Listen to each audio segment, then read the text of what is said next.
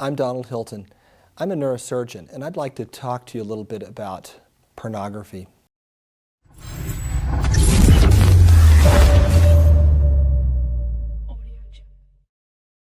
And pornography addiction and how that affects the brain.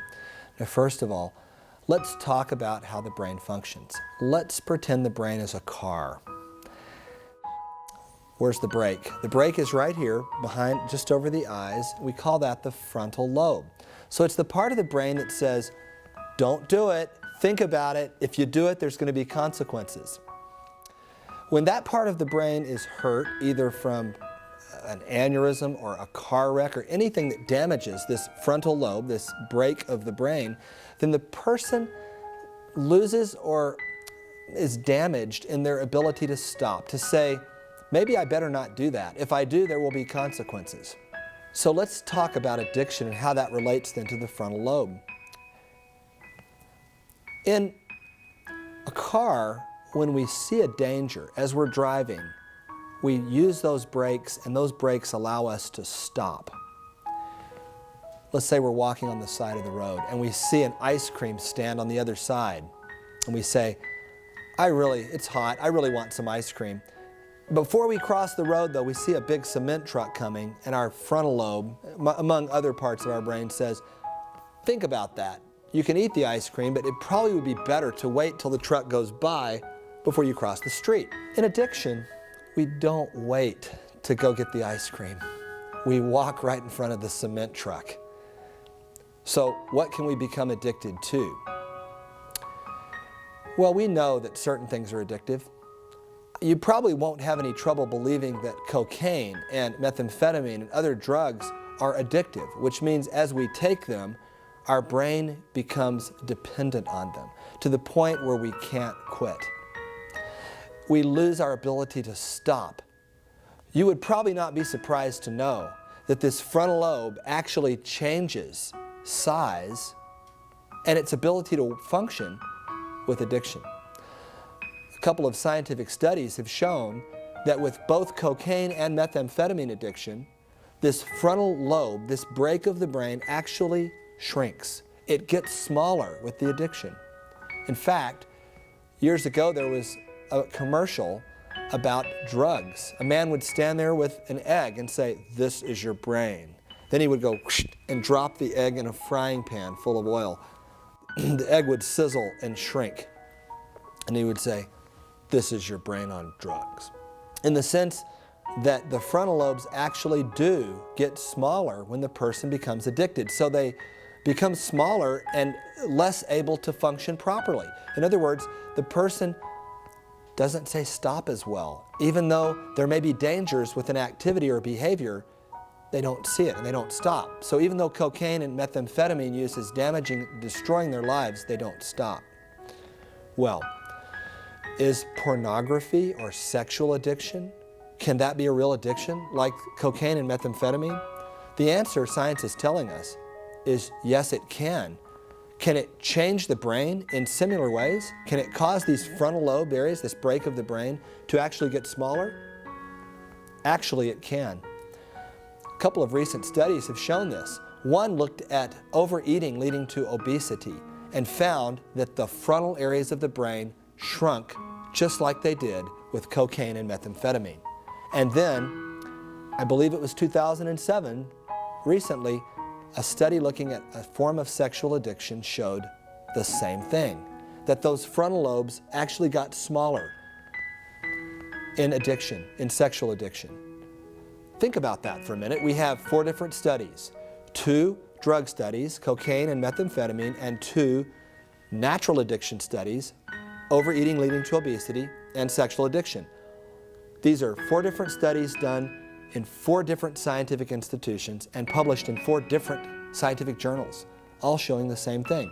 So we know now that pornography addiction is a powerful natural addiction, as are other sexual addictions, and that these natural addictions can change the brain in very powerful ways. Another way it changes the brain, in addition to these frontal lobe changes we've talked about, is the dopamine system. Now, dopamine is a brain chemical, and dopamine causes us to desire or to value pleasure. It's important we have dopamine or we wouldn't even want to eat.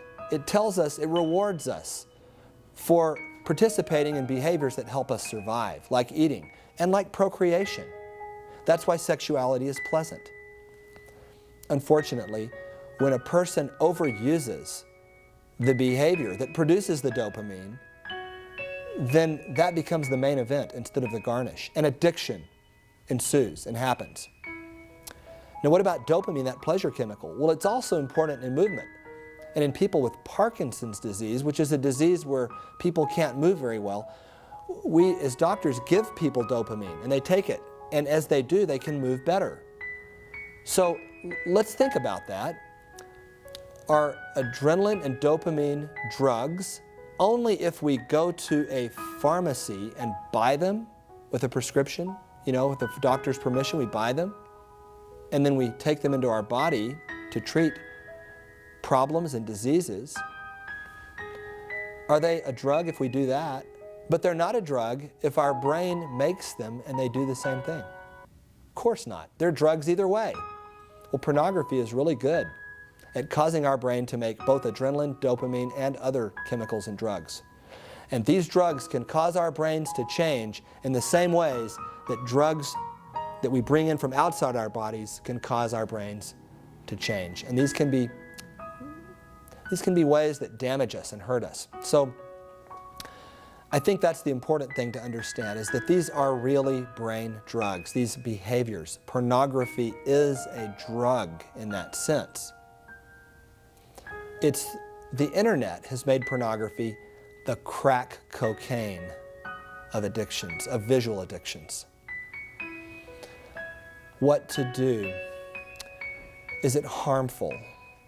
Absolutely, it's harmful. Some will say, well, it's only bad because of, say, religious or values or beliefs. That's not true. Social science research shows that pornography clearly harms a person no matter what their religious perspective or non-perspective is. It harms relationships. It harms the ability to form emotion, to think, to feel. Numerous studies have shown this, but still people in denial can act out in pornography thinking that it won't hurt them.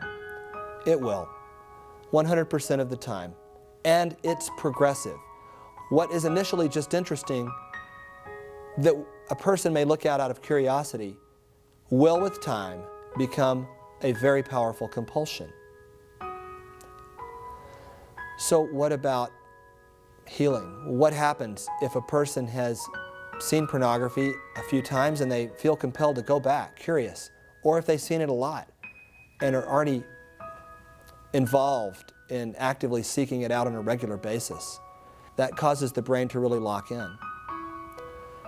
Well, the key is to seek help.